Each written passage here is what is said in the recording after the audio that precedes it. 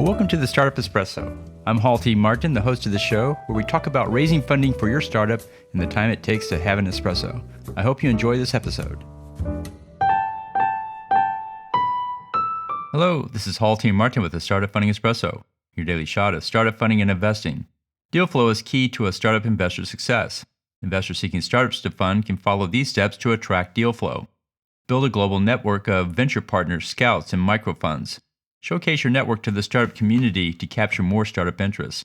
Set up a series of meetings to attract startups seeking education, networking, and mentorship.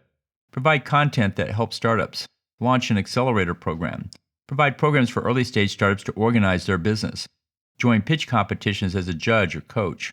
Provide a forum for startups to practice their pitch and gain experience answering questions. Start a dinner series and invite promising startups to join for socializing and networking with investors.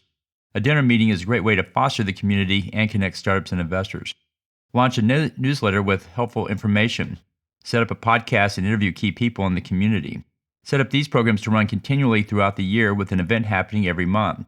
It takes a year or two to generate awareness and another year to establish a brand. Consistency is key, so set up a support team to help make it happen. Thank you for joining us for the Startup Funding Espresso, where we help startups and investors connect for funding. Let's go start up something today.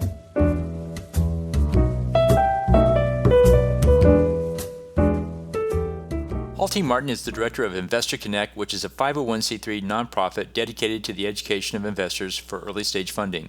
All opinions expressed by Hall and podcast guests are solely their own opinions and do not reflect the opinion of Investor Connect. This podcast is for informational purposes only and should not be relied upon as a basis for investment decisions.